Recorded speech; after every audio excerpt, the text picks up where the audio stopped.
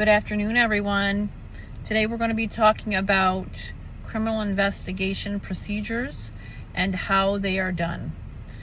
I'm going to go through a few things like step by step, and we're going to be discussing also the free live for tomorrow, the free reading. And next week we're going to be doing a follow-up on Sebastian Rogers. A criminal investigation begins with securing and gathering all documentation, evidence through systematic searches and forensics analysis.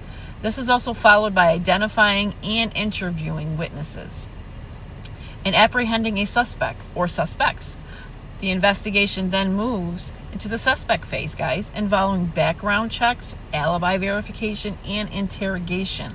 Finally, this is the case that enters the offender's phase and the evidence that's collected, witnesses and potential confessions to prove guilt, leading to the potential for a trial and plea bargain or even eventually sentencing. A crime scene investigation is to secure and establish a perimeter preventing contamination and ensuring officer safety. Documenting the scene involves photography, videotaping, sketching the crime scene even, as well as documenting the movement of people within the area. Searching for and collecting of evidence regards into systematic searches, finding physical evidence like fingerprints and DNA, weapons, and or clues. Evidence is also collected, packaging, and preserved for forensics analysis. Information gathering is witnesses and victims, interviewing individuals who may have information about a crime gained in a clearer picture of evidence or events, identifying potential suspects. We develop a suspect based on witness statements, evidence, criminal databases. Suspects and offenders in investigation apprehend enough also of the probable enforcement to make an arrest. Suspects who we have to gather information for are checking the alibis, conducting background checks. Interrogation, well, we know what that is. We have to interview the suspects to gain perspective, to help prove their guilt. The collected evidence also and the investigation files are compiled and given to prosecution to build a case, trial, and sentencing even. If enough evidence exists, then the case can proceed to trial, or even the defendant may enter a plea bargain, which can lead to a conviction and sentencing. I think there's a lot of things that police do and have not done in Sebastian Rogers' case, unfortunately. Like securing the scene. That's one of the steps I feel like they missed because they did not do much inside the house, which could have proven early on what really happened in that house.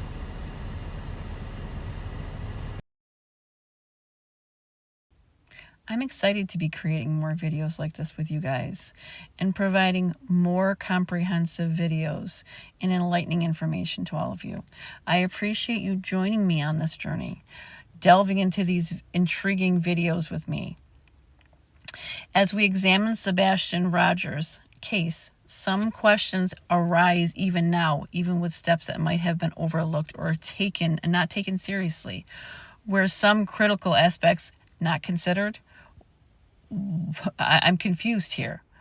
Was it intentional to leave out crucial details? Let's take a moment.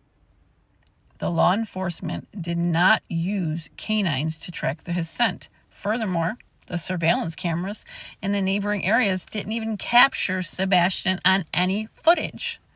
This raises the question, where is Sebastian Wayne Drake Rogers?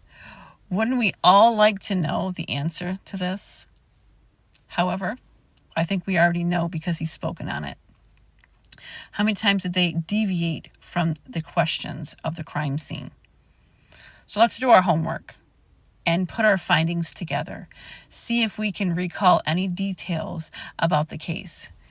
Did law enforcement make sure to secure the scene properly? And was it done in a careless or an intentional manner? I will be addressing these questions and more in next week's session. So stay tuned for more information, guys. Thank you so much for contributing to this discussion, sharing your ideas, and subscribing. Let's continue learning together, okay? Make sure we keep Sebastian Wayne Drake Rogers' name in the media.